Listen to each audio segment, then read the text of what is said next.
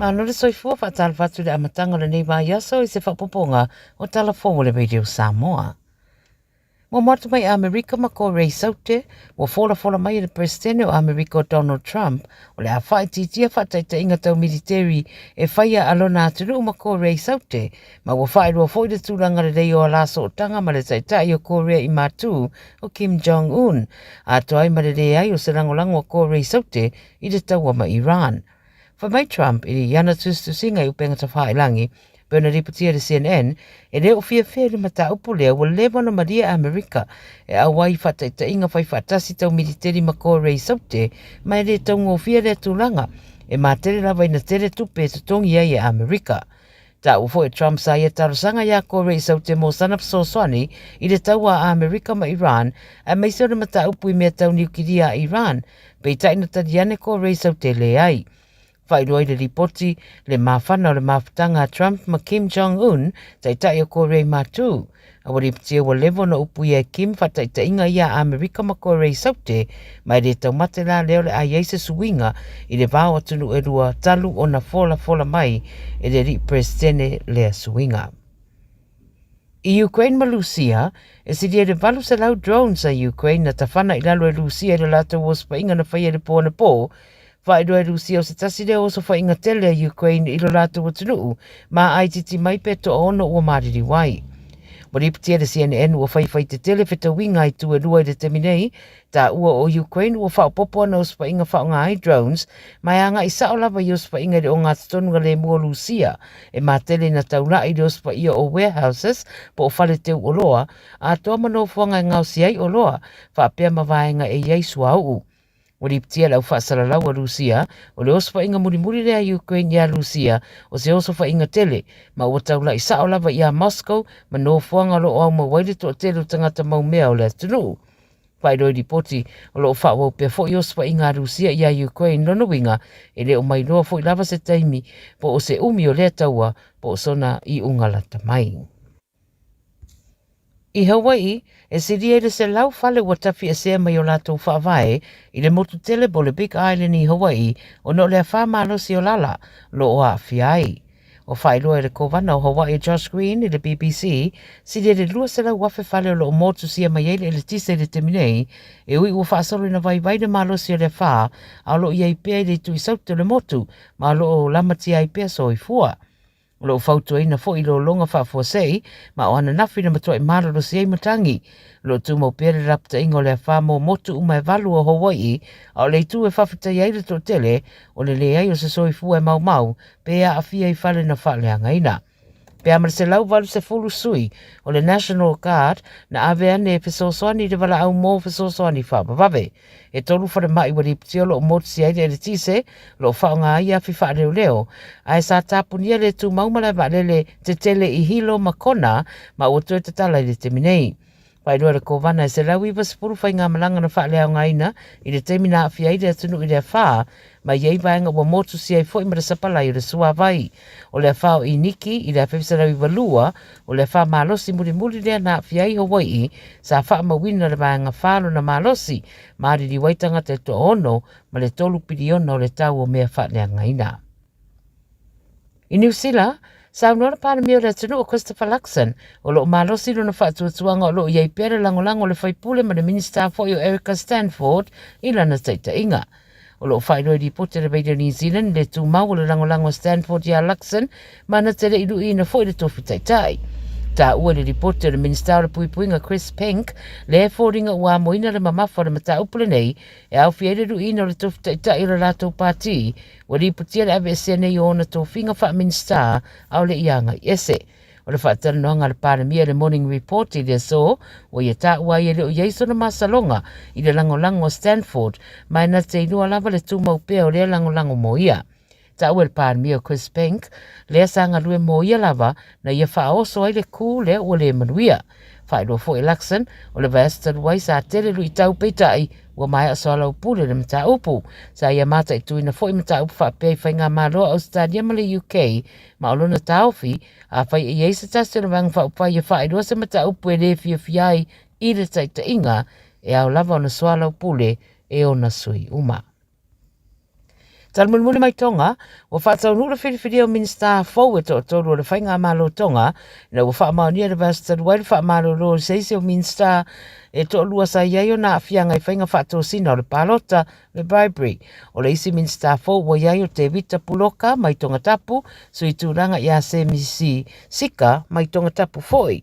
O le isi minsta fau o vika si moki lave maau, wa sui tūranga i a lata tangi mana, le wa wha maonia morianga o whainga whaatau sina le palota talua i le tunu.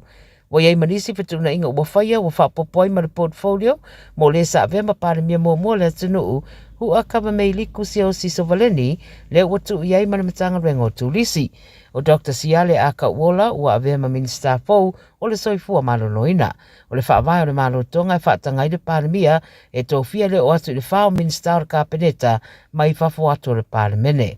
Whairoa le paramia o Lord Whakawhanua o le tolu fōura le ua whiriwhiria o le whaatau tō i le asolu o le vaesa nei. Tara nara video Samoa le amatanga o le neiva yaso soifua. Talofa Samoa, wa ule nei o kasputi alu, a wale sui alingila ula ule kio. A eva mai ina se fudu lima iwa kolu, a mo, Radio Samoa, vevela a. O e si la fia mea e whaatino e mawhaiona e umia i so fale motu le lumanai. A whai fo i so fale motu, o e si la fia mawhaiona whaatino ni isi o fuafuanga, e whaonga aire equity o lo fale. A wani e misiere por kalame, o le malu i fale, ia fiafi o soruru taitasi le se fulu e te aile faa. O le a e si la fia ai au wala e mawhai e ona e umia se fale motu le lumanai, ma au wala e whaonga ai le equity o lo fale motu, e whaata wai se isi o fale, le pora kalame o le malu i fale, ia fiafi o asorulo wa yaso taitasi, se fulu e te aile faa. I feel lower so sad, Omega Ka, I'm going more, Omega Ka, Sabaleta Umofie, Omega Ka. O Meka Cars, lua selau Cavendish Drive i Manukau, po le telefoni o iwa lua vitfitu lima walu tasi lua. Susu mai Manukau ne, Omega Cars, umalole keisi le Omega Cars. O e tau sa ili sino fuanga le leima saonga le mu, a wale tau singa ma le au tau wina o lautama. Ua mawawa noa ila la esi, ale AUG Early Learning Centers i Aukilani Sauti. O le AUG e whaavai anga nu o le Pasifika, o se si o manga e sefe mo le whanau. O lo lātou sa ilia fo ini whai aonga Pasifika, mo o lātou whale aonga i Aukilani Sauti, ma Wellingtone. Mo le lesi tala ino lautama, po si talu sanga i senga luenga. Pafso tai, AUG i le ovalu se lau, lua ono lima whātor fitu.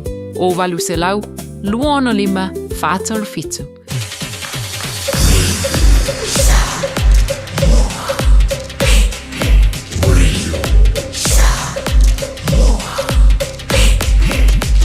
Tasi limo iwa tu, amo.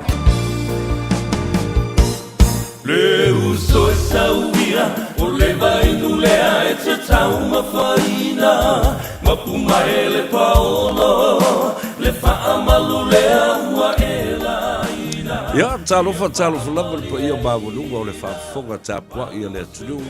Ia maise fo i lau sila mai moa i le nei a sunga fua o tātou waulia mai. I le alofa mbaleanga le lei o le tātou tapa au sili le langi. Aso sifunu ma le fitu le nei. O le masino au kuso lua afe lua sefulu ma le ono o le ua sefulu ma le 5 minute. Ia le ua te ai ia le itu lai. Fa tawalunga atu wai foi. Le ua udanga ma le tautua a le fitelenga ia fonga mua po le tofa fo ia se umanu Francis Ioane. Ia talu mai le tae au. Ina ua nganga e le la ma la usu le atunu. Ala seu Samoa iona tiute masani. Ia mai se fo io Faiva. Na to tofi iai, o Faiva o le ngata i fale, Faiva fo i o le vātea tea. Ia mai se fo i o Faiva o le tua sivi ma le tua vau, e masani o na ala usu iai o tātou te ngata i Samoa. O isi o le ngata i fale, ia wā fo i whangotanga. Ia o disi fo i, ia e ala usu, e le, e vai le valele, o lātou i o pailate, pa i lātou lo whaafoina, whaava lele sa vili, fo i le o lo whatalo loa i ai le atunu. Ia o isi, ia e anga i le tua vau ma le tua sivi ma fonga tia seu o ali. O whaatoanga o la fumanu ia whapena tina ese. O kuri ngā pua ama kuri ngā povi. O seu ngā lupe. Ia o le nei atu no. Ia ua ngā i ofisa. A ngā i whalewhai ngā ruenga. A ngā i ngā ruenga e whaia i le ara tele. O le au aveta avale. O whaia oga o leo. O le whale mai. Ia ma le whale whamasino lale. O le a lava le Faiva ua tatofi ia i tātou. Tātou whaafetaia. Le a vanoa ma to mai ese a wā e le whaapelo ia umatangata. E fō mai umatangata. A o ilala a mai e toto ia whaatoanga ma whai ia le awala. Ua ese me alofa ua tofi ia i tātou e le tua. Ma anga waa ese e whaau ngā ia i o tātou talenti. Malo a fua ai lao ua maua. Sufa fo ima. Sosofi le anga le lei o le tātou matai. Ia, ona o lona alofa, tau muri pea. I lana whanau. Samoa o lo alala ma papa au i Samoa ma teitai whaale malo, teitai whaale anga nuu i pulenga ma malu o li i ma whaipule. Ma itu malo, ia e whapena foi. I le pulenga. A o tātou teitai whaale anganga. Ka oto la pa ia i sa ma whainga. Ai, whaatulou i pa ia ma mamalu whaale malo. Pa ia fo i ma mamalu whaale anganu. Ia, ai matua le tuu ia te utou le au whainga luenga tutofia le tua. O utou na i te ai malama, mali whanua lalo. Ai suluia Samoa. Ele malama lama. O le mōni mau i le tōngi ola na whaia ke riso mō i tātou. Ia, whamalo atu le soifua manuia. Malo fo i le tauatai. Malo fo i le langi matafi i le lo le tātou. Tunu po whea le tunu a whea le tafo le lalurangi. O lo e mafuta mai ai. Whatalo whatu le i ataua sa vea se yuli i le urua i ali i so alo. Ia, olo atu manu, Al Harrington tu manu vau la vea i ate. Oe, mana tua. Ia le tātou vai aso muri le nei tātou te whapene ai. Ia malisi lo vai aso. Ia ona tātou tau ma vai loa leha. Ka ko kisi ma whakalofa ma whakofa. Au tō te pole o te le alu mamau. E usu ele pese vo ele a Josh Statofi. La upele le atunu. O te le tu una oe. O te alu ma o to sau ma si atu ma e asi mai fo i atea. Ya, ma lo i nei tau sanga tele. Luas fulu ma le lima, luas fulu ma le ono tau sanga. O tātou lau lua fesila whai whapendei. I lunga o upenga o ta whai langi. Whasala launga o televise. Ya, leala. Ya, o mai fo i le taimi.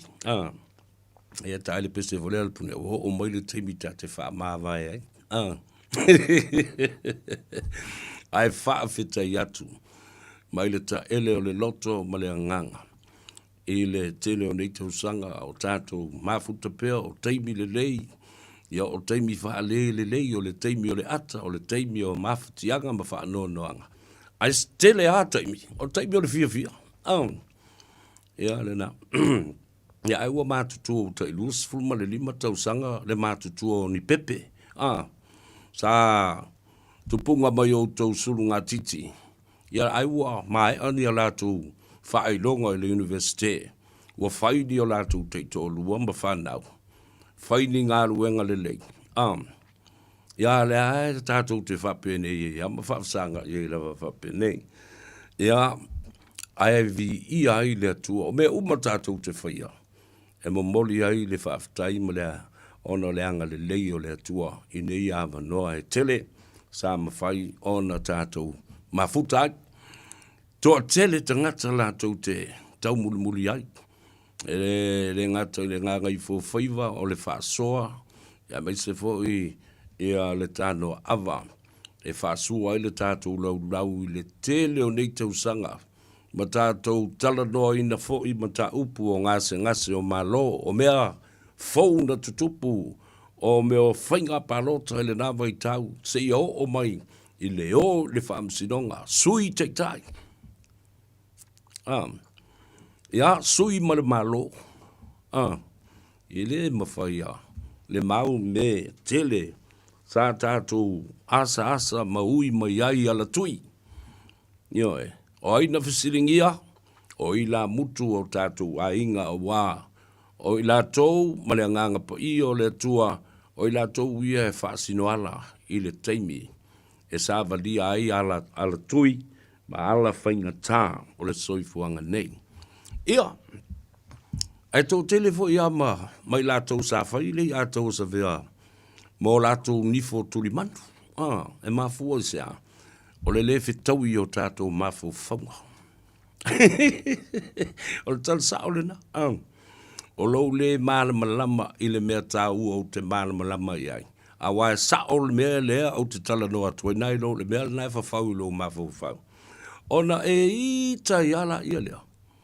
Ia mai tau le malama i ala ia lea. E le sau mea whai ia tea. Wawai te pala ai. Nā ru tawhi tau ia ele a wala po whea se mea tumtumu ai. Tangata pe le pe tā te mō na o oi. Ke re kai e ko e sau e tū mai o luma whape mai. Ia, e a tau sa whea. O a ule nei lea na whapene, ia tumu whapena. Ia le nā la ia. E makua e scary cat lava. Ai o te ata i le tere o nei tau sanga. A wāfoi, e manu mā lo le nganga o le tua e wha malama lama i tangata pongi sā. Wa tangata sili a nā. Ona vai o lātou mawhau, tangata e le fia malama lama i mata upu tā ua. A wā le telo nei fi naunga sa whai i le luas fulmon tupu tau sanga. I mea o te vavalo ma avatu o le atupu. E tu tupu. Ioi, e tu tupu le lei. Mai matua sa o le lei ma wha maoni. Ia na fisiri la i leo tangata sole. E whawhewhea na sa o le mea lea na tala noa mai tangata lea. E mafua mai lau tā pena. E te mālama lama ili mata upu. E te loa whaavasenga lea mea ma lea mea a lalo na sootanga. Ili mata upu leo le a lote ili whaamsinonga. O ai lea sui o le a manu malo mai. I lea i tu malo ma lea i tu malo.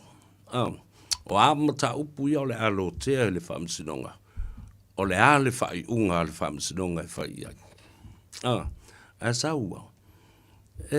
Straight up, I'm a bang all nali tele umbea. Sa ufa soa tuai i lea tunu. Ia, talusia Samoa sa umea o ngama se mea le lei. Some wonderful memories of the last 25, 26 years that I have been with you. Awai tele mea le lei u te mua mai foi. I le whaafonga anga e mai se foi. Tuleinga ma sa unuanga a lea tunu. Ioi. Tele me tā ua o te tāu fiofi ma mau iai. Ia maua o ina mai ei fōi. Awa, so se pole kalame, e te tāu na matua tā pena le iai. Sa ili le vaenga o le analysis, your research. Ioi, me mafua i se au na whaile melena. I le aonga whaasalo, you have to be prepared to know your topic, your issue, and the person that you will interview. Awai le mawhai o na tātou wheo ai ma tā whawhao ma ki kifa solo. O no mai lea so o na tau ai atu ma tā upu i lea tunu. Ma le manatu o lea tunu ue valea. E lea. E ala nai a lai o na tā ua tele le nei vaenga o le tā pena pena. I vaenga ese whatulanga i lau ma tā upu. Mai le tasi lua tolu wha ai le o le wheo so wha i le valea. E a tili ne nefu ai le tiano le lea tunu. Ia le na. A o le tā ua o nei mea uma le tele o nei tau sanga. O le momoli ina o le tō whā. Ia manino lea tunu. Mos whate ta inga la. Peo na ua watu le tele o teimi. O isi tama ia na whaia ina. Isi tama i whai ngā pānota. Ma whi naunga whale tū la whono. Aisea, e lei tā pena i eile si awari. e whapena fo i pufai o malo o isi awali. Tau te loa tangata i te whatuai o isi awali. Wa tele lo lātu teimi na whaalu ilea, whaaleanga ina o le teitai o le situ. Ai le alu le malosi ma le mawhauwhau ma le manatu. E mo moli le tō whātā ua tele. O mata upu e manuia ai, po le anawatau. E manuia ai tangata lau tele o le atunu. Awa o i la tauia. E whaia le whai unga o tauia ta moe. E fia whai pule ma fia papa i le tofi o lau tu malo. E le ma whai la ona e manu malo. Pea whai e tele lau teimi alu le tau whaaleanga.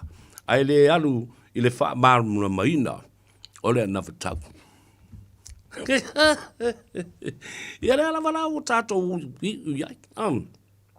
I le suinga o malo. Ia, whatuala au tala. Ioi. I le ai anta ngata na tua ia ni mea o ni whanua. A me o whatau e tūla epa. O tala nā whaporokiki la tau ia. I mai o talitono fo i le i whatau fo i tūla epa ni whanua. Pauala me o talitono iai. Na sui e tūla epa le tūla whono lea lai ona o pese ma o ino iai. E ta tau o na whaasolo muri le matau pule nā. O le LTRA lua awhi ma le walu. Au tau whaafonga nei la iai. E le ai ma se taimi e a whea ai li fesili le nā. E so seisi o le au whaasala lau o le media propaganda media atu le epa. Le ai ma seisi o fesili atu le epa. La e le mafuanga. A whaila te li whatauina ni whanua. A o le ale mea wala i ona ti ngā tele loto o le tele o tangata. I le tu la whono na e fausia o le LTRA lua whemalewalu. Nobody has dared to ask to le epa about that. Awa o inana mafua mai ai. Ona whatanga ina whanua whaaleanga nuu, whanua tau Samoa. Ona lesi tala ina ia mawhai ona lesi atu. Whanua whaaleanga nuu. Au tali whai atu e whaatau atu. Ai o le mafuanga leo no fina wina le matau pulea. Awa o le taimia e lisi ai. Ua tatala i fwoi ma le awa noe mawhai ai ona mingi atu ma whaatau atu whanua nei o le atu nuu. Whaaleanga nuu. Ua lisi atu. Ioi. Awa o le mea le mana matau pulea. Na sponsor ina. Ele fale tupe o atinae o a asia. Ina ua le toe mawhai o na whaatanga ina. Se no ngā tupe ale malo o Samoa. Ono le telo ana i tālafu. A apa i wholoa. E whau se tū la whono. E a awhia tuai whanua whaaleanga nuu o Samoa. Ia lisi ina tu. A wale tau te iloa iai. Sa ma whasoa ngō le telo tausanga. Ma le sunga ia whiu mata ese Elisara. O le sa wa aia ma pūlea atoa le fuaina o whanua o le atunuu. I le tele o tausanga ua malo lo retire nei. Na matua whaali mai ai ina. A o whaafofonga Samoa ma le lalolangi atoa. Le le fia ma le langolango ina. E le nāta mali. Le ftelenga ia fiu mata ese Elisara. O le tūla fono na. Wata o le Land Transformation po le Transference Act. Lua afe malevalu. Ioi. Ai a sila i leisi tu. A lisi whanua whaaleanga nuuna. Ele alu i lalo o matai e ona ia. Ele ia. O matai whaasa o sao o nuu mawhio anga mai tu malo. O i aluai. E saini ai lalo le minsta o le kapeneta o le whainga malo atu le epa na lātou fausia le tū la whono lea. Ioi.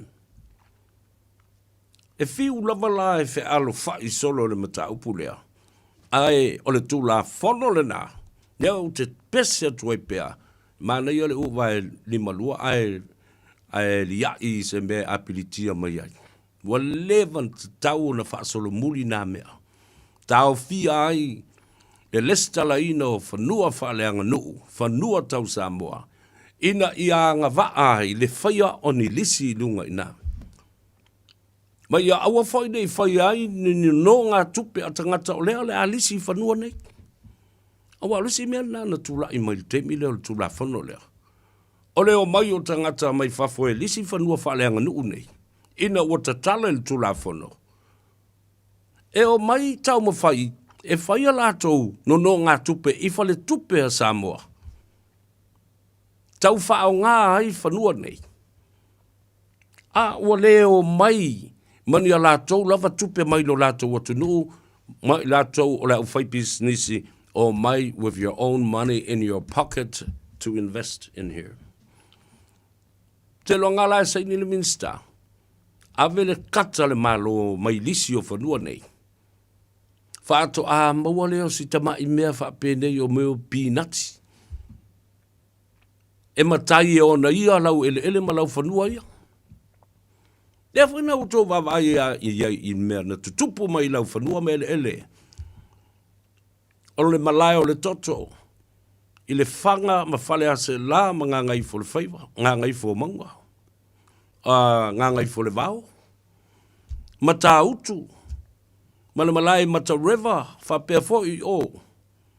Ile no whanga, lea sa iai le return to paradise po le toi fo i le palataiso. Na oni nei vaenga le na ole. E le ngata fo i la le na. Tu la fono nei na lai o na so na whaia lisia telo tangata. Leo o mai le tai au le nei. Ua matua i te le mana onga. Fia maua ni lisi atangata. Ile ngata i whanua tū taulanga, o whanua o lo iai i whaleata, o whanua o lo o anga i atu i a leisa, o whanua e pei o na iai ia i nā i puipaa, to ambua, whanua ia saile eske kausi, a ole o to e whaia iai, te ati nae ale malo mole manuia o le malo matangata lau tele, na ia ili tula whanu, toi whafo i whanua o tangata. Wa ave nei le tai fia se lau eka. E lisi e isi tangata, ae watu fo. Wa whai e ili mea whaasoli tula whanu. Wa sapli se tangata ia na watu whanua i o lato ingoa. Moa lato watinai. Sapli se tangata nei. To tongi atu iei tupe. Lela o le taimi o mai le atunu o fia talo sanga. Fia talo sanga. Inai kuaka eka. Wa a o onga mai ma whai ngā ruenga le whanau. Ino whanga tū taulanga. A wāne. O lei ni whanua. Whea ua whai iei nei kon kalate ma nei lisi na whai le tele o tausanga. Ta ape solo o whanua o le atunu o ma whanua o le malo. I le tele o matanga ruenga ese lea whato a tau ao mai manu. Ma manongi o le lolo i whanua o le atunu ina ua whatu ina. Le matanga ruenga fau o ele mafua ngā whanua. Ea, sese. Le lalna le inga o whatu i la wali ia propaganda media. Fese sao lai atu lepa. La le mafuanga na lai. Ona whatu le nā tu la fono le fetaui. O le LTRA lua fe manevalu. Ala, what was its role and why was that piece of act and legislation was sponsored by Asian Development Bank? Why?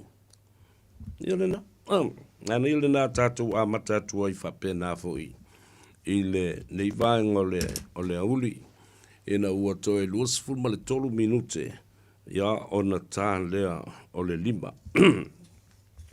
A whiatu, whatalofa whapitoa ina i ta mamati nā mātua o le atunu o paanga tō tino i e pele lo loto throughout the years i le tele o nei tau sanga. Whaftai atu lo tō wanga le lei le tele o taimi sa whai ai nei mea o meo o radiothon Ia, ono le alofa, ina ia ola le atinae. Sa autou tongi le maa, velo le aso, fai autou me alofa, i le tele o nā tausanga, ia le alafa e ola. I le whapea alwase le a tausa veo, na pe aila ia leo le o nanga ma le tautua lea, i la lango mai fo i nisi taimi. Ase fai fo sina koma ma me ia tu fo i isi, ngā ruenga ma isi tautua ma isi au nanga. Ia, e fai ai le sao, i le whafonga pea a lea tunu, i lea taimi ma lea taimi. Whatalofa ta mam tina matua lea tunu, alo le soifu mnuia, alo fo i talo ma whanau manu. Ia, wase manuia, o alo matama whanau, le ngata patino i lo tou lava ainga. Ia, a ua whaasafua fo i alo matama whanau, a Samoa i le atunu watoa o New Zealand nei o Australia, Hawaii, le malo tele o Amerika, o Samoa lava whapea le atu Pasifika, le atu Europa ma le atu Asia. Awa ua tofu umana tunu. Ia, marasa ili ngā malo o alo matama whanau o Samoa. Whatalofa la ia lea, ma whaafitai atu ai ta mam tinai la utou tapu inga mamalu, la utou tapu inga mamana, whaafitai tatalo, whaafitai whanau manu. Ia, whaafitai fo i lo utou wanga le lei ma le au mafola i lea taimi ma lea taimi. Ai, whaatalofa fo ia i la tou o loo whaatau tolia. E whale o tangata mātutua, ia mai se fo i o mauta ngase ese le ngate le nei atunu, se mau whale mai nei au ki lani la tou ia.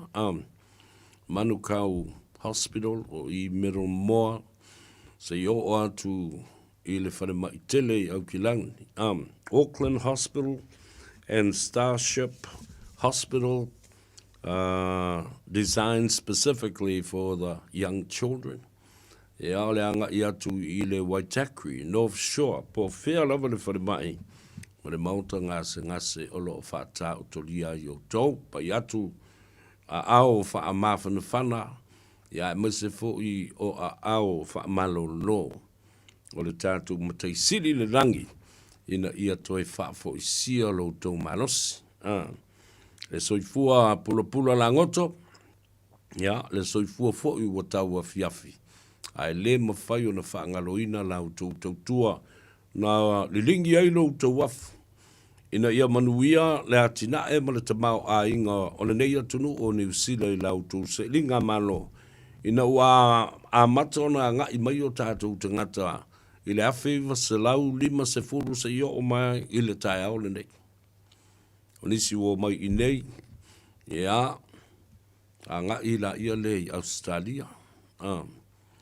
O nisi no mai i lunga nei au kilani ia la ua a nga i atu isi vaenga ese o le atunu nei.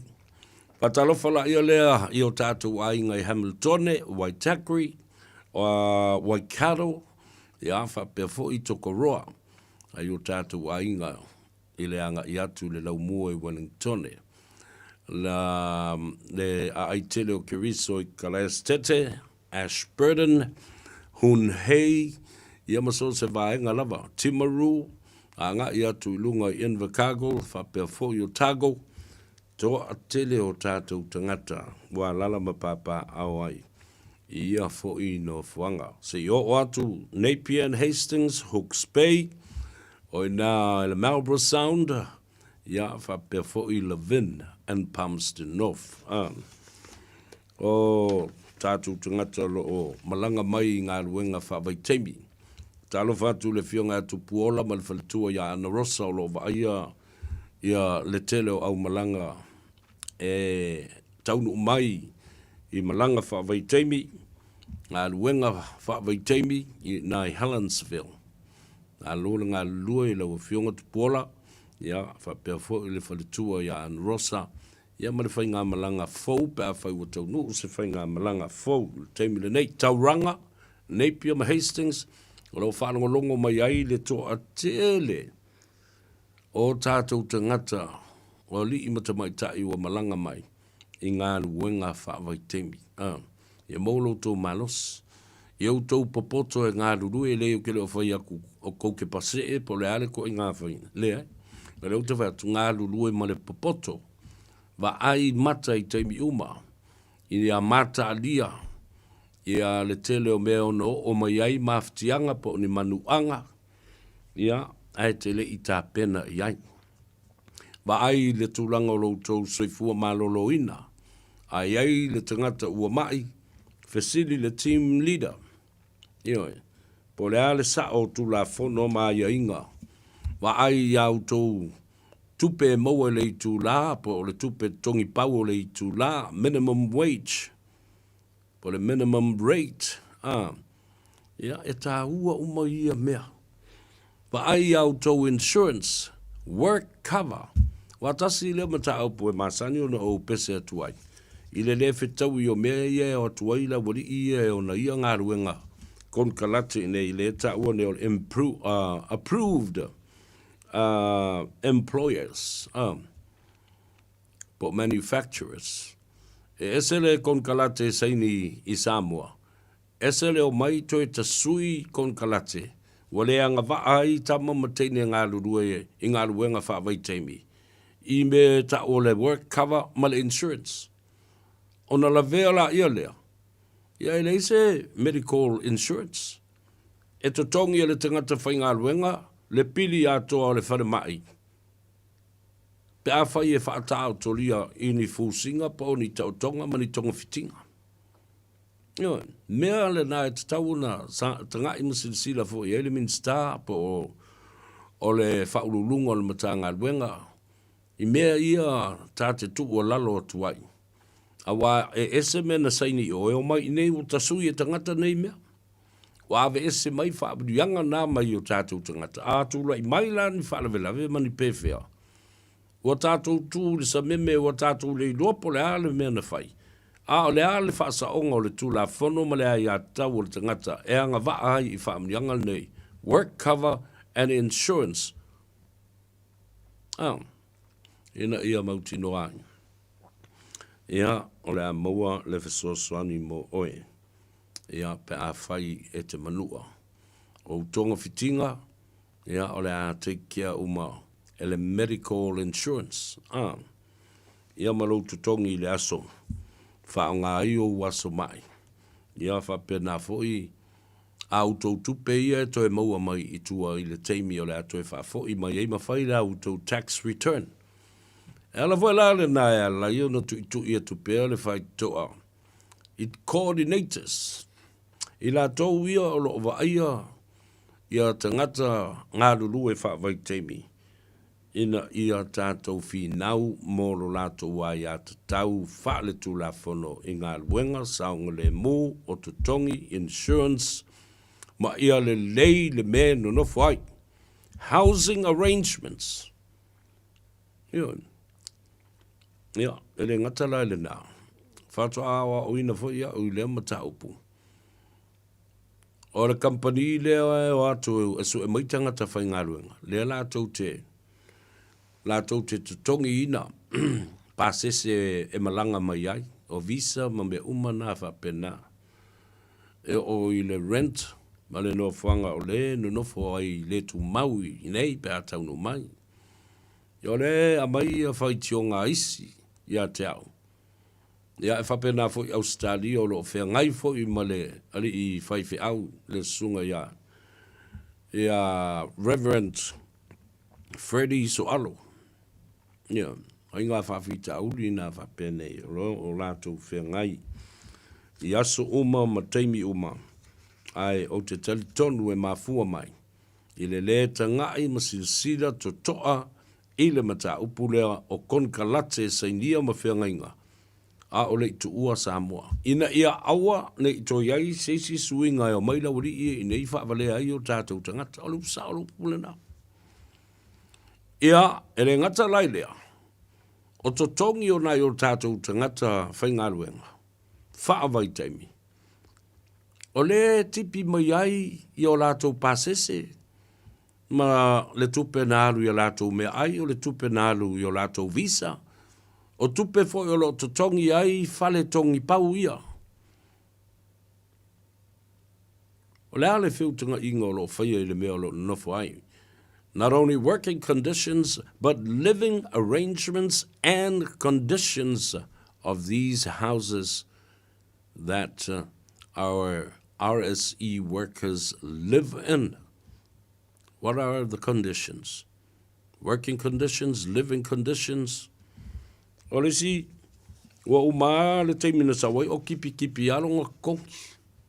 Ai le lo wa leva na uma le tongi tau na mata i tuina. Ia mata upu whapena. Ma teu le lei au tau pay slips. Ina ia whamau ni ai. Wa leva na uma ona tatau ona uma deductions e whaio. Au le ala vai whaua. O ni pongi sa ai sesi le nā mea. Ele whasisilanga, o manatu se i whaile whasisilanga le pe a tātou toi fo i mai le vaengalona lua o le tātou. O le tātou polo kalambe o le nganga i fo Faiva. Ma lei ātau o sa vea e le nei fo i a sunga fua ma le amatanga. O le nei vai aso. O le popolenga lo iai le tātou o tunu i tala mai Samoa. Ma losi lava i le mungala. Ua uti le whaasoa fo i le suavai. Ua mango le ele ma ua whapena fo i ona whaasolo. Ina mungo fie i le vau. Ia, ai maise fo i tonga la au.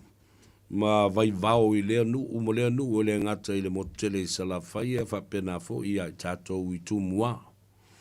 Ai a tupu mai whaalawe whapenei. E tupu i o ngā vau ma o ngā ele o iai se sapalai o le lava o le suamai. Ia matuai fo i o na taunu atu i o ne fui mū. E ngata lai le motele salawhai e whapena fo i tumua. Suinga nao le tau o le El Nino lo iai le teimile nei. Ia, mai lapta i ai wal nai whaafonga mai le pa ia mawalunga o Samoa. I lunga o le tāt, le sia tātou wala leo i Samoa. Le FM 106.1. Ia, tauna tātou whai tete i le wha lea o ngā ina o le suavai. Ia po le wha o ngā le tatau o le suavai. Ia, tauna tātou tāpena e wha putu.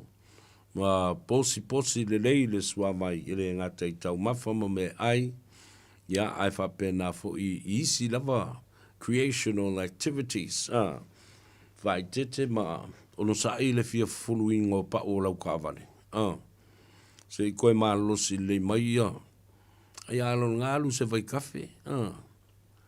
Se vai kafe tu le i nama fulau ta bale alae flow wale vai la tau ia. Ai, o le whaanga ina leo paipa ma whaanga au mo mea whapena. Leo o lapta ia i tātou le official va ai tau ma le official e tinei mu. Whai asi o ngā tele. O mū nā len tupu mai sala whai i pua ama. Isi o ngā vaona. Ia, awa a o ina malos tele. E sau ala so solo le afi, to e sau malamatangi e tū lei mai ai. E whiula mai. Ia maa afi atua i loa no whanga o lae no fuia. E le toa tele o le mamalu o le atunu ui. Lea nu uma lea i tū malo. Tilo atu. Ma u whanangolongo atu le soundinga. Olo o sound noa. Ye le fau le sound noa. Anga lea le fionga le li paramia. Le sunga laudi al mali e toa. Le ua tea polota i Val Schmidt. Po lenga lava le teimile nei o tātou tau mafa. Ioi. Wa tele le tātou whaalango lango. Mai le fau lea matau. Wa tele le tātou whaalango lango. I tau mafa e avatu i fafu. Ia asisila la iai. Lewa mai e tolu se fulu le fast food container e avatu le masina e tasi. Na o le moa lava. Mai Amerika. La mo le mwhainga whanga kako mua. E le eisi ai le mea le na o la fu e whaatau tama i moa. Ale a fu i le ofiso o whaatoanga. Tātou pisa mai a mao e tuwa i ala uli whamei. O umane wholwholo mai e le malo. I lea nu uma lea whianga ma le tu malo ma whono whawai. O le ao mai le malo. E fausia sau pā moa masau la fumua. Le iwa ai whatasi ma u whalongo whatasi au i se sao noanga whapena re malo. Almera na whai re malo. O le tu watu o le whautuanga ma le awa noa ma le tu o lalo na ua watu le tupe le whono whawai. O i whai se kou la fumoa ma whai kou pāmoa. Ta whewhe. Pe ana tofu ma ia i tu malo e lima sifuru ma le tas. Ma le pāmoa. E le koe aru se whakauwangi mo ia Frankie po ai a nisi tangata. Tangi a le tu malo ia. I le lātou pāmoa ma le lātou lafumoa. E o i lafupua. E mei tu alo. E le whangata. Lo waru ewe leo tau ta ilisi a inga. Yo, e nei mai ai ina se tama i pua whawhine vātul whafonga le tunu e whawhanga whao. Ma vai mai se pua sisi a inga e whaata whao. Ari se umana. Ana me lewa mai tue. Wa tātou whaalango tele i pusa moa ia. Ia. No mai foi la ia lea, whei mai ia o ile i tuangai. Whemei wa oka mai e la uri malana whai ngā malo, ia muli o moa. Ka whewhe e sole, au te matua ia uofo au. Ia la fonga mai ia me, ai, ole au ai muri moa ia ole, na mua ape pese, ai ma pese, ma vevesi ai. Talo whaita ino i noe, ia le na. Ana ia le tātou toi o, toi tanga ima toi sila le le ia tātou watina e meise o tau mafa. Ta whewhe pe a whai o le mea lea li i se umanu e whai. Lua se furu pe lima se furu tia pulo e le aso. Lua whai. Lua tāmu. Nā le tua le ele. Ile nei vai aso atoa. Malesi vai aso. Wai lo le leia. Lono winga e umatu ia le masina. Wa lua se lau tia pula. E whai ras te leo si. Lua se lau tia pula ua valu whai. Valu tāmu. Ai le ke le kukua i ngā e whaola le mea. Pau ale tiu te oe whai. Tu u mea i le ele. Na leo e maua meo ka mai moa fo i whapene i ua whafoa. Wai. E se furu ta mai moa e au mai ei. I te tonu o le container le nā. La le mai le ofisa o whatoanga ma whai ngā Faiva ma lafa man. E sauri o valu au pengu ma kukua o moa ma. Ma whawhanga o moe. Ma e mata a o tupu a e ma lau siusi lea. Ioi. A tolus fulu tala o tolus fulu ta mai moa. Awa lau te wawa atu sa fitu sene le moa le wo o le valu su sene. Ile ta mai moa vo le vape o. O io maru lako. Di aia masau me whai le moa. Nga le paual mea le whawhanga. Ia mai lange wa aipe hingi pusimangi i sumu ke o ange o so whai ngai mea ora. O le wo toi whaminu te tale tu lai lima. O le a tātou wō i le malolonga. Vai foi o le Gagaifo Faiva. Ma le a tau sa vea ma le tō wha. Ia, se Manu Francis Ioane. Toi foi mai wha au mau. I le leisi 5 minute.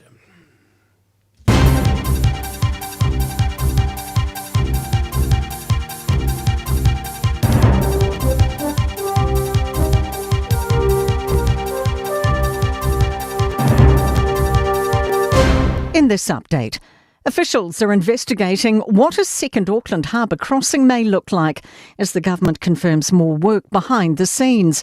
Ministers have announced a new Crown-led business case investigating options. A tunnel as preferred by NZTA or a bridge, including Mayor Wayne Brown's preferred option to build the crossing over Meola Reef. The government's consulting with the opposition on a potential long-term decision which could include tolling. Transport and Infrastructure Minister Chris Bishop says it's imperative the government gets this right. It's the most expensive and complicated infrastructure project ever in New Zealand history. The government's being asked to reform the aged care sector with a nationally consistent pathway for people moving through the system and a workforce strategy. The Aged Care Ministerial Advisory Group's produced a report which finds the system is outdated and unaffordable. Jacob Jones reports. It says if nothing's done, the cost to taxpayers will almost double in the next 10 years. Alongside the National Pathway and Workforce Strategy, there also needs to be a strengthening of in-home care. Associate Health Minister Casey Costello says the government will now consider the 40 recommendations. Confidence the Commerce Commission can come up with a fair threshold for illegal supermarket price gouging. The Green Party's announced a new members' bill banning the duopoly from charging excessively over reasonable profit margins as determined by the Commission. Consumer NZ's Gemma Rasmussen says she understands pricing controls can create discomfort, but this is a good option. If the Commerce Commission is able to define excessive profits through their market study, I think that there can be a way to agree what would be an unreasonable markup. American actress Hayden Panettiere has died. She was 36. The cause of her death is unknown. That's news. In sport, the Sydney Swans CEO Matthew Pavlich has fronted media about an alleged sexual assault involving several of his players at a hotel in Melbourne. Pavlich is still piecing together exactly what happened. It's safe to say that we're extremely shocked and disappointed that this has taken place and that the players have found themselves in this situation. Pavlich says, as it's a police matter, the Swans won't be making any further comment. Former Warriors 5/8 Motu Tony expects reserve grader Luke Hanson to fill the gap in the halves caused by the hamstring injury to Luke Metcalf. Tony admits it's tough for the club to be missing Tanner Boyd, Tamaiti Martin and Metcalf, but he expects a next man up mentality. O le Samoa Realty, ua whaatutuaina i Samoa ma Amerika Samoa. Ua lata i le whaasifulu tausanga lana au nanga. Lata te whaatawina whanua ma whale, whai alisi o whale ma pisinisi, e o i le iloiloina o tau whanua. O le Samoa Realty, ua lava le tumai e fisosoani atuai mo oe. A e fia tali tonu, whafsota il telefoni, o no walulima, lua whawalufalua. O no walulima, lua whawalufalua. Petanga i ane i le samoarealty.ws. Samoa Realty, our island, your home. O le Casa Beds and Appliances, o le tali o manaonga, i o loe whaatotonga ilo mauta, ini tau le lei, toi anangata, e mawai moenga ngao si tutono New Zealand, whaapea se tino fōa o le potumalo lo, laulau aimano fōa, TV, la au pese, usa aisa, masini tā lava, telefoni fe aveai, maisi. A whiu ane loa i le whawhituwha Great North Road o tau, po le tolo whituiwa Great North Road i Henderson, le Casa Beds and Appliances, telefoni o valu se lau, lua, lima whāwalu, o valu se lau, lua, lima whāwalu. Attention all Baile Toa, saving the world. Thank you for showing up for your family and community every day. We appreciate you. But even heroes need checkups. Your next mission? Protect your future with regular breast screening, because a breast screen today can save your tomorrow. If you're aged 45 to 69, book your free breast screen with Breast Screen Aotearoa. Call 0800 270 200 or visit timetobreastscreen.nz. Tasilima i Vatolu Amo Radio Samoa. Ia, toe whatalofa ia te oe mo wholofa atu i le vaenga mulimuli o le tātou Polokalami o le ngā Gagaifo Faiva o Samoa. Ina ua tu taula fo i tiute sa whianga iai le tae au. Ina ua ala usu fo i le atunu ina ua ngā ele la. Ia, ai whapena fo i ona ala seu i ona tiute masani. O le vaiaso atoa lea na te nei, sa utala noa atua i le matautia o le mea o iai Samoa. I whainga whaati a polo ma whainga whaate moni o iai le atunu.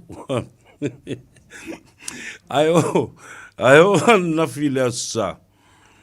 O whalongo atu. O tala noa mai le sunga atu le epa i le tusi whaitau ale e kalesia katoliko o lo o iai nei. Ia lo whaitau ai la ia le atunu u atoa. Ma le au tū le na. O whainga whaati Apollo, o whainga whaate moni. O u ata iara ne whapea karo whai. Wa au mai atoa le toi ina lea. Le winga o lau whaasoa le lua vai aso wa tuana i atu. I mea whati a polo lo whaia e tangata I Samoa. Wa kele le ke mongi mara ke volo mara ki a polo am. Ia, ai whai mai e loa mara tangata. Whai mai e le to ina o tulepa. Ia, o le tele lava o tangata o le ua I o le ekalesia katoliko o lo ia I nei. O tangata ua fast uma. e whātusa le whainga o le tala, fo le lo uwha uinga ina. O le tele o tangata ia I le tū lea, o ti Apollo. Au te whai atu lau tala. Au tō sila mau tō mai tau tala le ti Apollo, mau winga le ti Apollo. Ma le tau whaoso le ti Apollo. E le ai ase tangata. E alu e lo ma fau ma na whainga wha ti Apollo I e whainei. A whainga wha ke mongi ma whainga wha ke volo. Mai e kukuli mai e I whafo ia ki Apollo ia waulu fia ai tangata. Ano wata ia la ia le mali e tele o le whaatala noanga. Ai e to e tū mai lo manatu. Le mea na tupu le aso tofi o le vai aso la ua tuana I atu. Mana tua le lei. I le iai o tui le epa I tonu o le ofisa o leo leo. Ua wha mautu I na ilo na usiu stai I le samania a leo leo. O le wha tonunga a leo leo. A ele sau. Wa tutuli atu ali malu o le malo e sai mai oi. Po whea lava lai alo whanga iai wha mai he voluntarily turned himself in. It's because he was already summoned. It is a court order. It is a police order to subpoena you. To force you to come to the police station. O le teimi foi la e te iai tutonu I tusape te lua iai malaulo ia. Ua whaatau nuu lava le whaatonunga ale malu o le malo ma le ofisa o leo leo. E le mawhai I lao na e whaatau te. Now you're in the office of the police. You have obeyed the summon. You have obeyed the order. You have obeyed the subpoena. Alongo le upu na. Le ala wa ila loifo o le malu o leo leo, ma le maota, ma le ofisa o leo leo. You are in custody now. You are in custody of the police of Samoa. No excuses. Tu sape no fo I laulo ia ma le alava. Wa e usiu stai I le samania. Wa umona tu unatu ia te oe. Awa e te le manao e wha amasi asi oe. I leo atu leo leo. Hands behind mai oe. Maloka mai oe. Po whea lava o iailo ofisa. Bole no whanga foi. O tau nu o tuai le vala au ia te oe. Awale mena e tupu. E te ata lama e soi iai. Ma wha ata atanga la fonga. Ai le iloa. Le mata ngā ma le māsiasi o se mea ua o istangata. O ova I le lua se fulu mon tupu tausanga. O avea ma pāle mia ma tai o le atunu. Ai siria le whā se fulu tausanga. O avea ma whaipule o le pāle mene o le mautafono o Samoa.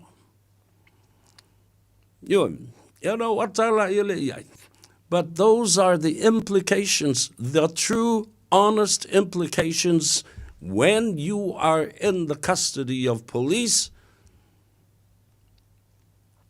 whether you turned yourself in or voluntarily walked or drove to the police station. A subpoena was already on your head. A warrant of arrest was already active protective on your head.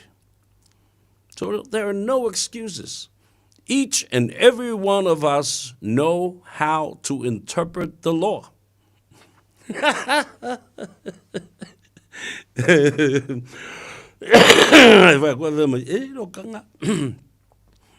Awa silsila la ina ua mai o na loka atu oe ma whae e alo ia. Officially lay charges on you. And also lay conditions of bail. Alongo lei, awa o le mea le na o le wata umamai nai. Ma whaata tanga la fonga pei e ula i le tu la fono, ma leo leo, ma le komisina, ma le minsta. A leo ustai. So that's the bottom line of it. Ora bea sili le nao na taua, wa usitai. Le tangata sa pale mbia mo le liwa sfulu ma le lima tausanga. Fai pule mo le silia i le fase fulu tausanga. He finally feels and knows that he is not above the law. Eh?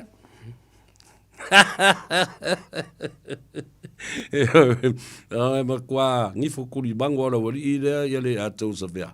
Pe atau mafai e fa mala malama ma fa manino le le atu. Ya matatu langa le tu la fono ma le mele o tu e yo. E pe la una. There na toi fa yela na press conference foi mai. Olana tau fa fefele na foi le fionga le li pan mia. Mai ia e so na fa fefea lava se si tangata. Au, e sa. Ai tilo yai. This is very unusual behavior, but I can expect that. I kind of expect that he will be angry and crazy, ridiculous. The madly seeming behavior has been showcased over here. Ai mai moa mamata mata i Samoa. O tō wafonga la e tala le tamalo. Au whaafefe i ale pare mia mai e sa. Se i e whaafefe alawa se istangata. A o a ula uli. E saona e whaafewhea ma whai i se mea whapena. Tele whewhe. Ia wawa aila iai. Ia vea le mea le nao le whewhe ma upu e wha masua.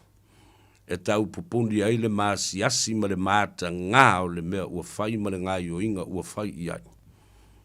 Wha o popo isi mō lianga e lima. Ni leo mai tu i le epa ua matua o tali tonu lava. O fōringa ia le ti apolo, ma bionga ia le ti apolo. Lea tal none iai le tusi whaitau. Aina o pese atua i le vai aso la o tea. Ai sau ta oto i langa tonu. Le mea sa au mawhau i matangata la tau te amio whati apolo, ma winga whati apolo. Ma fōringa whati apolo. Lea, o tō mata ma sila atu iai. Mai e te wawa aila iai. Nau a whai le tau i masui. Whamai leanga ua tau le tā ala auli. Ua mafua ai o na le toi tū mā lo o ia o le te tai ma le pāle mia ma le vaenga whai ua le o to iai so la tū malu si anga e tū mā lo ai.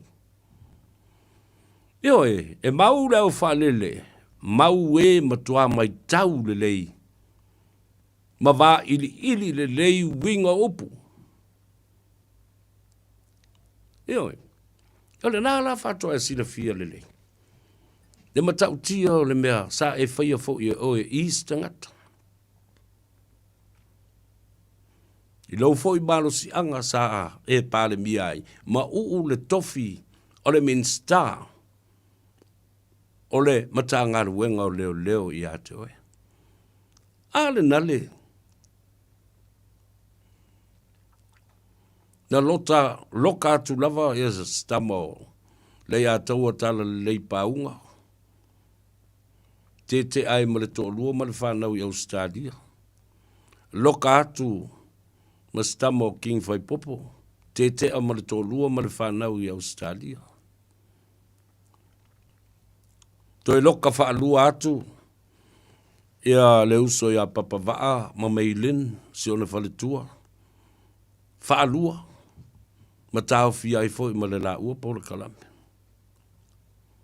Ai tanga i ma sila i le urungali i sili ona tau whaaleanga i ate, oe tui la epa. Le urungali i le na.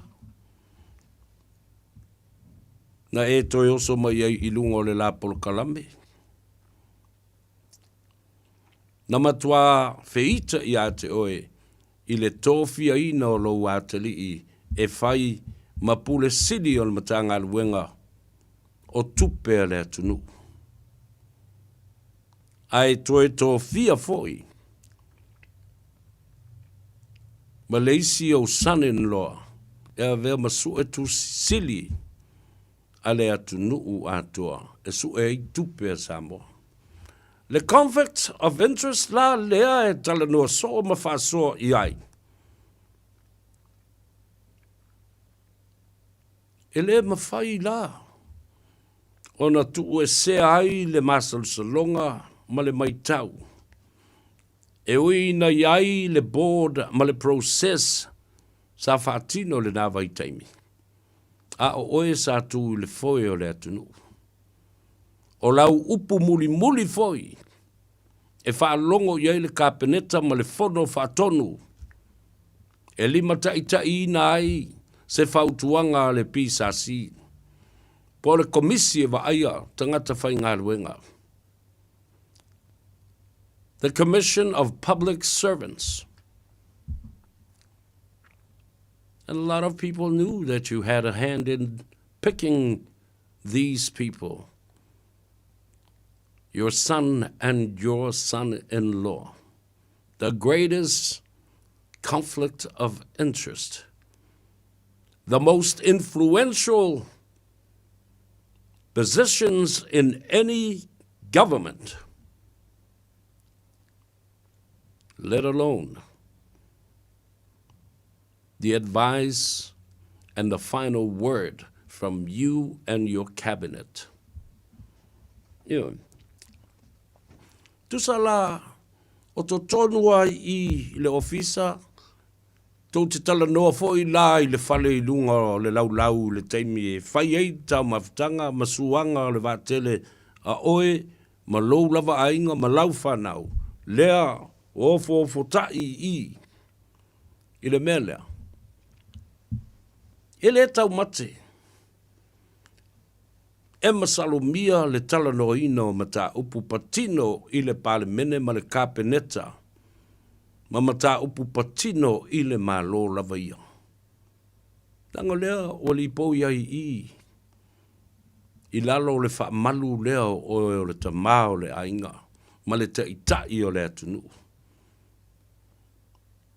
So you know, every turn and straight and narrow way, every pathway to every development, any cash flow of the country. Yeah, I don't know for la io la uri ina mape. Kua bang on ale me le fa ia tuai nei. Ala na leona olu ia le propaganda media regime leo. Atu le epa mana tamaia. Te yo anele fesili ia te oe po lale winga o le mta upu leo. O le LTRA. It was the transference of property deeds to be able to be registered and also leased. Whanua tau Samoa, whanua whaleanga nuu. O le taimi lava e lisi ai, ua wanoa foi. Ma le stala ai, ua wanoa foi. Mo le motu atu, ma le toe papa ia ia lea. O a inga, o nuu mai tu ma lo. I lo lato fasino manga o lato ele ia. I hope I will get to hear those propaganda media regime that will come to the fore and ask you those questions. O te tatalo, ia la le tai au. Se whaalongolongo mai lau lia no atula ia le whasiringia oe po le ale winga na rai o na whai lea tula whono whawalwalea whapea. A sei whaamamalama lai lea tunu. A wai le se le tala nei wa umano whaitau ato le vanga le tula whono. Sei vanga na ia ia leo le vanga tasi o lua ma le tasi o iwa. Olo o tau iai se vaenga e pui ai le whaatau ina ese atu. O whanua whaaleanga nuu o Samoa. Tau to atu whapena. Ia, le whaua tātou o mai le taimi o so whainga leo. E matau tia. Leo so whainga lata mai nei le whai ungo le vai aso, se fulu ma le valu i la tau na mauai. A o le toa valu o i la tau nei. O tina amata mai tai. O nisi e talavou tele. A whaila. O le oso whainga ia i whala au whaasaina, le pauta, le aisa, le methamphetamine. A o le maua mai ei matangata, mai atunu mamau. Tangata mai Thailand, ma Amerika, whapena fo i matangata mai Filipaina. O a mea! A le tupulanga tala vau ta mai tai le tupau, tina mata mai tai le maua i olo whai ai. Le ta ua nei le teleo, ta mai tai mata maiti, e le ilo loa. No ese atua mau lata wainga le toi fo i mai. A o le teleo os whainga na whaia mua atu. Lea ua lata ai nei le lua se lau mon tupu tangata. Ua tau fia i le vainga leo. Na mawai fo i le teleo ta mai tai. Lea la leo te no foi mo mafo fau ma fisiling e le vasenga o le auso whalofani po le aua lofa ia wai tau ia le auso whalofani ia aisi e kalesia o le whaarapu tonga tinamata mai tai o whale tua o whawhengainga maari ia wa o mati a kono ai o le aua lofa le nā pe ata ua i le kalesia Jesu Kiriso lau pa ia o asu ngatai. O a polo kalame o lo utou whaia, ina ia fesoso ani ai. I le maftianga lea o iai nei, tina mata mai tai matupulanga te la vau. I le tupa o ta mai tai. Ia se o tau wawai atule. O le stangata na le o e noka lapa. Luas full fata usanga mai le fionga o mangiang. Ia fatu lo watu iswafa o itu malo manu umafioanga. Awa o isi tangata. E mawalo lava tau ia se ngose nu. Ai le lua po fea moni le nu na whanau maola i fwoi. E sa o u se man.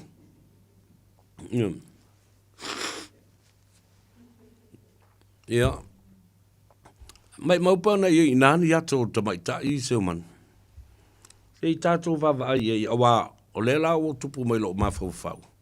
Mea ia tutupu fo i nei New Zealand, mea le ta o le human trafficking. Sex crime trafficking. E le toi alo ai fo i le tala ma le tala no atu tu lou le whaafonga mai Samoa.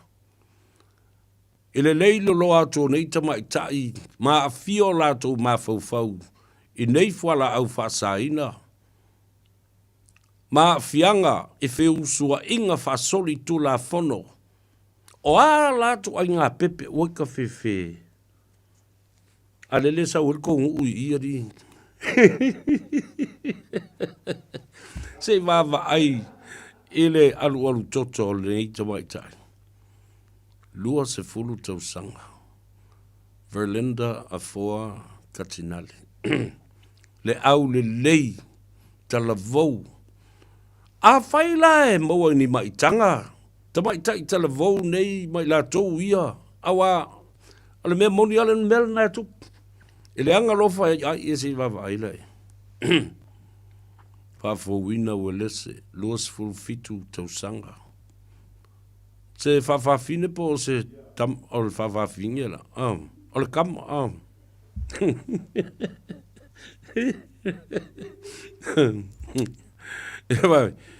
O le au ki a polo o e te sila fia o le mele o vava i Samoa. E iai I latou, ia vai. O pai tele, o le tupua. Slade aka, Halloween. Tausanga, fastful maritasi tausanga. Loto pa ma ulolo. O to vai. O le to tele o tangata I o te mahasol salo iai. Pea fitau iai a pia ma inei foi. Wa o omo foi lele tonu I o latou ala fau. O le aini o loa, o le aini nifo. Te rola polar ko nga isa po se isa malo le isa. Po le liquid ice le vele o fanya. Wa le mea ka ko kari e. Ile ula a o le la o mo. Wai o la tala le fa ya tu se man. Pongi sa a to wa te lo me na fa ya la wodi e tau la mbu le fa ngole isa. Fa le anga ma fa fa o na iteneti. Fai le soli tu la fono o feusoa inga fa soli tu la fono tu load fa fonga mai Samoa wa tatu te le to e masalo tatu te le to e alo mai e le mele na e foi le sina mo mai e mai tanga auto sila la ya I ma fasili la le temile nei o le a la le tu ai ngā pepe malona ma fau o le a le a whanau mai matupunga mai sulu ngā titi o tamai tai nei mana tua o lae ula le aisa o le tau ave le maitanga. O lona winga. E whanau mai fo le nata mai titi po le nata ina I titi. E le ngata ina I o le a avea o se avenga ma mafa tu I le tamau a inga o le atunu. Ona o le tele o tupe o le a whaalua I le vainga o le nata mai titi. Ele matanga aluenga o le soifua malolo ina. Tina mata mai tai. Male tupu langa talavau. Awa e ola mai. Ele ato tolo na malos. Ele ato toa lona system. Ele ato toa foi lona fai ai po le mafau fau. Tele tupe aluai. Pe ai masanga ro vanga I renga mo sa mo mo. Si vai ya Evelina Pakalan. Fase full mal fata usanga. Ole te mai tai. Fale lau niu matula ele. Talo fai, fatu loa tu lava I afio anga ma o latu taulangi ma o latu whaalupenga ma o tau mamalu. Ua tauleanga ina. Eo iala na whape mai o lele I whaia whaamsinongo tangata nei wal mele na laio no watu fwisa utu o lalo. Komsina ma le leo lo tau a veina mata upu le komsina ai fa pe fo ile official lo ia sili ina ia ise fautuanga I mea fa pe nei pe a fai o lea ele I tutu la I luma o le famsinonga sei vanga nala o ia ise vaenga o le tula fono leo e fa pe tu sa pe le I maua oe ma fa maunia oe ia ai tawana ma I lunga lo wata ona ole popo lenga fo lele ina ne I faa wawai pea, faa wawai lava, a ole loma le famsinonga. Ia, mana tua le upu masani, you're only innocent until proven guilty in the court of law. Ai peo po lenga na, seu manu, I nei tina manei tamaitai o lo o maua mai. I nei mea ua faa leanga ina ai o lato mafau. Whaaleanga ina ai o lātou lumanai. Ia, mai le whaingo fie, awa e a fie ai le tamau a inga o le atunu. Male soifua le leit. Awa au tonu se manu o toa inga tangata nei, o le teimi lava te addicted ai le ufa Britania. Wa na nau ia i le loto o le mawhai na tautu. Ma se i le palaka, pe se i fo i le tau filima. Lea i se mea whapena. There is no point of return. Ia se vailai lea i la tui. Connor Strickert. Luas fulima tausanga. Mai si umu, tufui opa, Thailand, ma le USA. Vai lei vai whanga wa Donald Trump, wa makanga uma ingi, ka kopi. Au tātou iai le mata upule a wakuri e mkwa o vasi mea i lau ko ingari. Ona po lea na whaalawi loa i le saunoanga i tono le Oval Office le whale pai pai. Mai i tono lesi luas full whai tula. Na matua fola mai Donald Trump e au noa se fefe. O le a lato oso wha ai Iran. Whaaleanga uma au wala o visota inga. Pomu le no whanga la olo iai au wala lau papa. Pomu mano whanga ia olo iai le swau energy supply. A o whaia ngā ruenga lea Donald Trump. Ua halu tusinga le au tustala. Tusa o lea ua whaasoa mai Donald Trump. I le solitu la fono e tau o war crimes. Lea ua mua tau le atunu le lato mea lea le awhai i tangata ia. Ai ei la le upu seu manu. Na ave ei la o wha mua le wha winga ina. We are going to wipe out this whole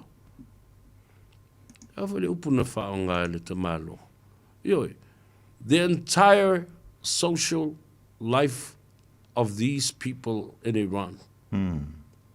The entire society.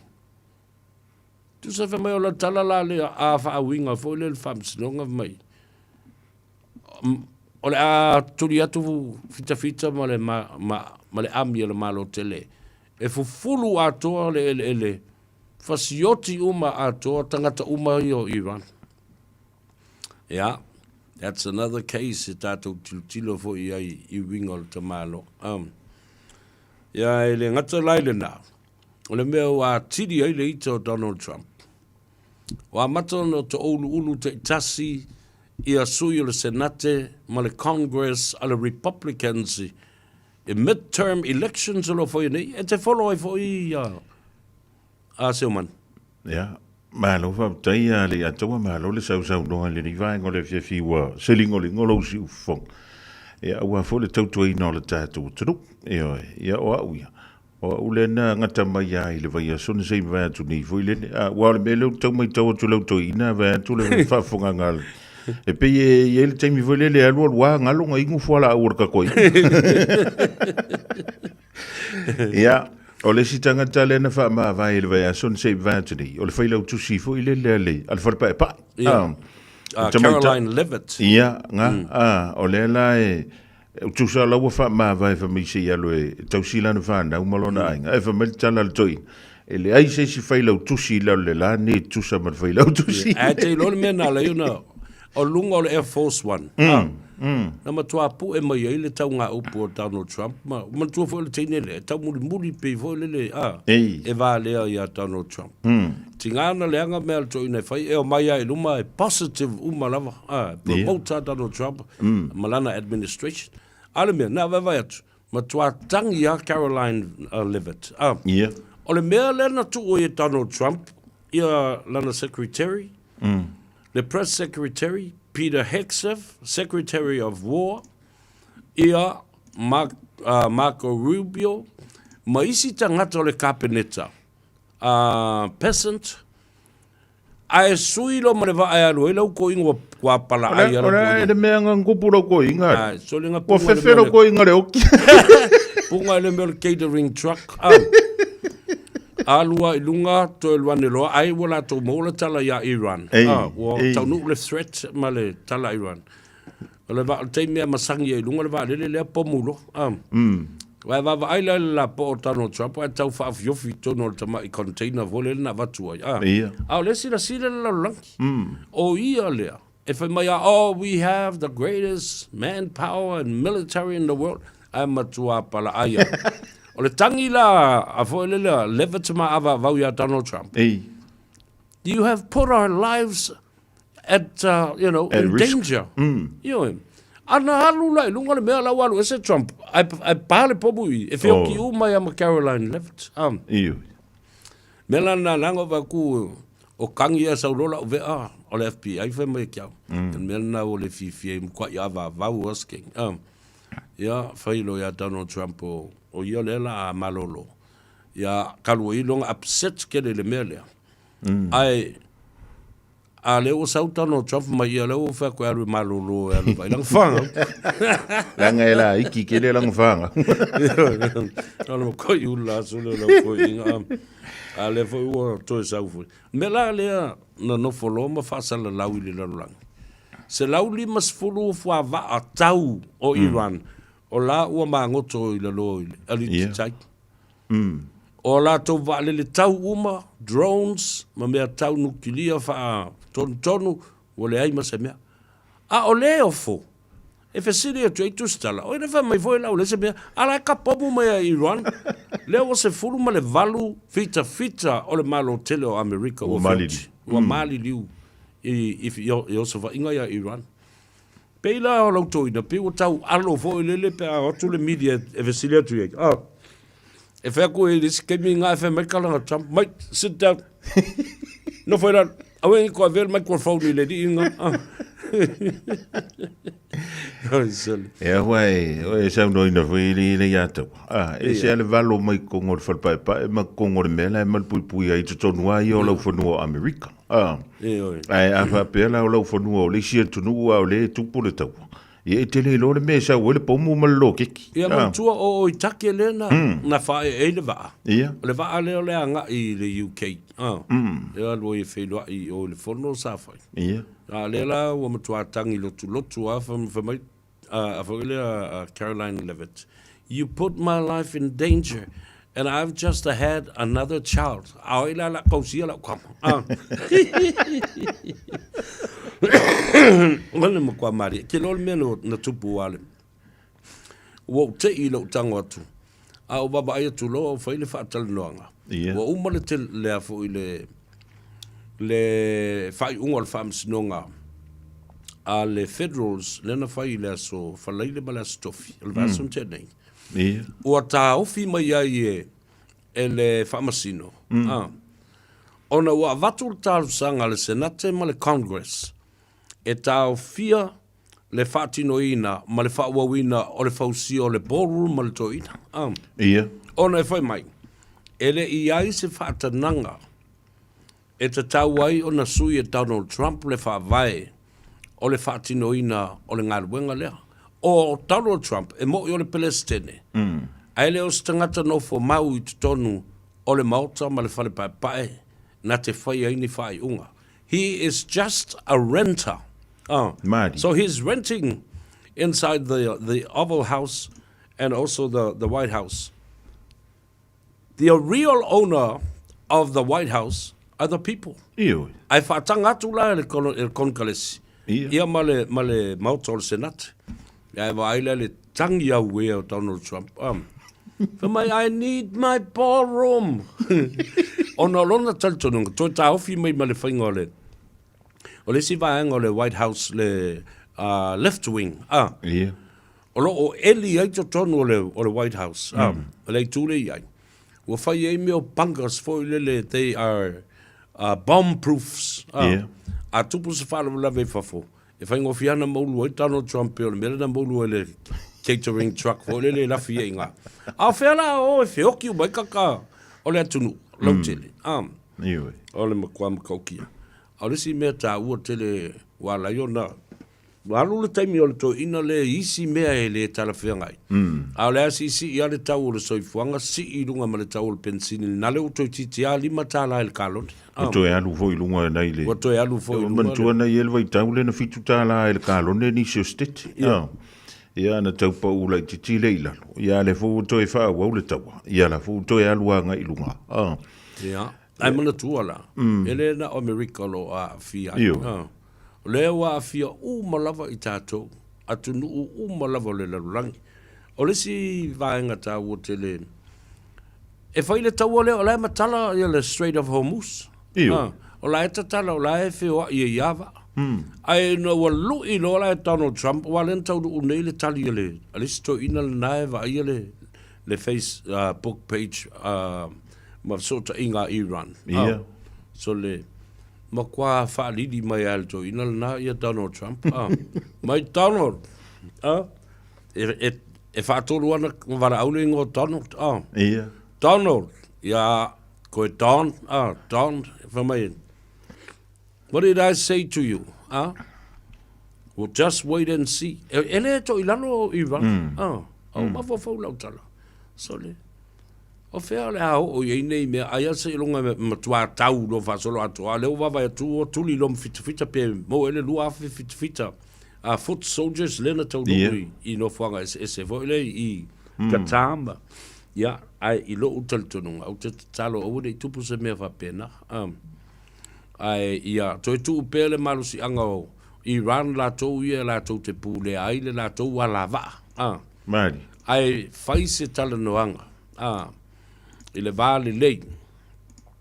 Walanga le mele e fina mai Donald Trump. Iai lo na tal tununga o lo iai nuclear weapons program. Ala tali mai Iran. E lei ma se matou por kalame o faia. Lea lava matou te nofo matou ia mapule matou le matou o tunu. Ai le malmalama po le me te aiava lea mai fo i le. I le a fo i le matou pulenga. Ia, talo le tua aone i tupu se mea fa pena i se teimi lata mai lava. Ai lan sao noa E mani wae ole me fo le vaenga fo ile le ole me tau nuclear ta ole uranium. Le la fi da wa ya le vaenga fo le Donald Trump. O la wa tula lata. Ia le ngau singa ole afo ole oloa le. I te tonu o afo Iran. Ile tulanga fo ile le e ono avea aima fausi ai se pomu tau nuclear. Ia le fa mai Iran. Se ole ai fa o la mako pa o mfai i mako me i me. E wa mantu. Ole fa nei ile si singa mo. Pe uma le vai taimi o George W. Bush le na fai ai lola ia le deal na la to foi. Na fai deal taimi o George Bush. To fai taimi o Barack Obama. Ina ia tausia i lava file mula. Al mele bana o Donald Trump. E o e pomu ai o e la o mali uranium. Iyo. Ja, e mai lo maltala Iran. Ja, over my dead body. Saula o nga kes via sau e vaku e la wakule uranium. O le fa teita inga vave o le mata upule pe a fitu na i foilele. O sia tunu o Venezuela. Man tuol soa o Venezuela e o tu company America fa tu o tonu yo la tu company. Ia failo le la tu presidente o fa sala nei il fal pui pui. Ia me voile ngale fa ngale pa fa so i fua al manatu la Donald Trump e fa penale to inga taua. Ioi na o le tolu a so pe lua fo ia so o ia pomu umalo. Le la ono masina. To a isafa lava ia Donald Trump. Ia matangata umol malo tele America mai sia tonu o langi including us ile to Pacifica. Wa fiu e tau tau fiatu. Ai fiu e au mai ia tai o Iran la to te fafsanga. E fefe la na ina tuli tangata folero Sagoski ma Jared Kushner. E o faital no ai otu fo e pala ai lo lila e fafsanga. Ai tuli fo ia tai o Pakistan. E faile tal noanga lea. Lea lau silingi a lora Donald Trump. Who are you talking to? Ai ne ko ke kalango mau ma kai o Iran. Pe a faila wale ai le first tier o tai. Fast food walu tangata ia na fasuti a alfia mai a tola kumeni. Mari. O ai la tangata i lalo le fonga fa le tolu lai titi le to tala no ye. Vamelo lima vo Donald Trump. I don't know. Ele não escolhe. O mela e fai tangata matutua. O le la valus fulu lua tausanga o Donald Trump. Ia. E matua la titi tua I lava tu le epa. Le la valus fulu fa tu le epa. Badi. Au ko baba aila I a mionga ma winga o tangata matua fa penei. E popole ilo loto. Le ufa pertania fo le the cognitive is in decline now. O le mafaufonga sao leanga o matua le porokiki le o iai. Wa le toi fitaui ma le taimi le nei ma le tulanga o iai le laulangi. Ia o le mea lava la le tu. Wa vai na le mimilo I folava. E mana o e papapom. A o ita ngata I e whiotu whamai. If anybody dies, it's because sometimes it happens in war. Kuso le karangoa. I kakau la whioki alanga o me masangi a pasa kaua, a ngā pā kaua whioki kanka. Ai anga le whakupuanga I era kaua le se me kupu. Le sa o le le. Ele si. Ai o le siusili e malia I le afu, le whinaunga Donald Trump. Ia ona o lona naunau ta inga, whele le whamai afu. Whamai e mana o e tolu ana terms. Ia. Ia e malia I la le tu silia tu e tustala. E whamai lantala. Le ai e malo si altu la fono, e malo si altu la fono. Ia le whawai le na, e nao le lua a terms o le Palestine. Ia le o mana o ia le tō ina, foi le e whaatolu o na terms. Ma mana o lo e whaamua mai lo na ata, foi le I luma. O le mea foi le lai tutu o ima, wa tā I whaatangata o fōlinga o Palestine o. O e foi le ngō le... Tolu I a Palestine na ieina. Tolu Palestine. E ma ngā o la remove, ma ngā o longa aka e kai. Mea la ngā wala, inga ika Donald Trump I keminge. Ngā waka ofia ko le court. Whakakia lau. Whakakia lau po room le whai. Whakakia ma lau reflecting pool le whe mai ngā kipi al kangaka. O le mea o le kupe so le ngai alua I le vai lea. E ma tau tia. Tusa o la e fiwa e tau fo le wha fitau. E malosi a le limula I kongo le vai. E malosi e le leina whai. Langa whai o le war Donald Trump le na whai. E ona ial kon kalate le na whai. Ia. Ia na le sawa ma sapalai le tupe o avel kon kalate o. Pe o ta mafo le tau a fia tuai ma le tatou. La fo le ngol tatou board fo le sa le fa tender sport. Ia. Le mena la fo na mafua le tupu o le maliu o luanga lau ma tangata valeina ai. Ina wa tu lai mai ia luanga lau. O lana matafa yoi le teimi le na. O le fufuru ki lingi uma. Pisinisi ma kampani e pulea maona ia ma whaata moe. E nisi o min stasi nia o le maota I lalol. O le teita inga tu le epa le teimi le na. Ia le fo I lava na ndoai. Tangata e ona ia kampani na sa halu ele tele o tupe ma latou pisinisi ma latou fo ile o le lako tenders ma kongala tau fonga ia le na mo fo I lava ia me kampani elitise o kampani tala au e pulea ma ona ia ma fata mo e lua fo ia toi ia fa pe fo ia le afa E se sila I mea whapena, whapea umalale mele o tupu mai nei. Ia. Wa avele kon kalate I le war Donald Trump malana company. Ai o mai. E le ona lātou whai le mea. Ia. O kia I ngā le fia se lau miliona tāla. Le whai koe kangi me le kupe wakui o e koe whau ingi si mea ka. Ia, ma le mea la le o le slush fund le na mana o nei whai. Ia. E control mai le Department of Justice, DOJ. Le vai no le tupela na e tasi ma le fitu valu biliona tala. E to tongi e tangata ia no e langa Donald Trump I le aso le insurrection. Ia. Aso no yan worry o le tausanga le lua afe lusu ma jas. Lua afe lusu ma le lusu fut. O le mela lea ua tula I mai nei. Ia. Ua ele I faa tauto ina. Wa tasi lea lesi mea ta ua lea. Fonga foi. O le personal lawyer Donald Trump, o le tangata ingo ia Todd Blanche. Todd Blanche la, o le lo ia lava le na a Donald Trump. A lea o toi fili me Donald Trump e a vea ma lo ia sili a Amerika I lalo lana ta inga tai pe fola me la vesi Samoa. o le tamaitai o Precious Chang. Sa avea o ia malo ia whaapitoa a lauli. Aina o tūlai mai lauli o le palemia. O lea wana ia toe whiriwhiria lana lo ia lava lea. E avea malo ia sili ale malo. Nona winga la, o tau se sila tu iai. E le aia la se mea e tau fia ai le nā mea. A o le sila i le tula fono pe tala fia ngai. Ia o lea fo le te leo le conflict of interest o iai. A o lea lava, o le pule o lo o iai i le palemia. Le fo i o lo o i lima o le Palestine o le malo Amerika. Mari. Ia, pe o se whaatita inga le nā pia tu whaafia ngai mea ia e tula i mai te mili nei. I le tātou malo, ia, ma le malo tele fo i o Amerika. Ia, ono o le tātaimi, ai tia le lava vaenga tate fia o iai. Ia, ono o le tūlanga le nā fo i le tangata leo na ia whaafeina nei ma whaamatau le sunga le li palemia. Au manga alo li. Ma ia whaafeina na te whasiotia ma whaole oti ma tangata valeina le sunga le li palemia. Pea whai e toi o otu sana asi singa i tua i le awhio anga o sale a panga. Ia. Ia o tangata la lea na pu e loa lava e leo leo. Ia ma lala ua tau nei tana malala. Whaatali le teimi.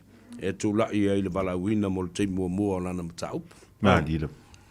Ia, ai pe o le tala atu nā le a tele se tala e anuanga iai i le anso antai au. Ia, whapena fo i le tūlanga le tele o tamaiti o loo whewa i pēr ma whaatau savali i le tele o loa. Puru ka ele o mea kui karinga am. Ia, whapena fo i meo i lava lava ma mea whapena. Ai, o tamaiti tauna o le au. Mea whalana e tauna whai a tātala whole nwe. O le whaasala o mātua pēr whai o le mea le usta ia le tūla whauna e tauna i eita maiti tono le lotoa ma le potua onga. I o lātou tausanga ma le teimi le amatai le onga. Ia, ai se i tele i eise tala i le aso a tai au, ai mō le teimi nei. E le whaasisilanga tā ua lava leo te mana oe whaalawi loa fo i le tātou o tunuu.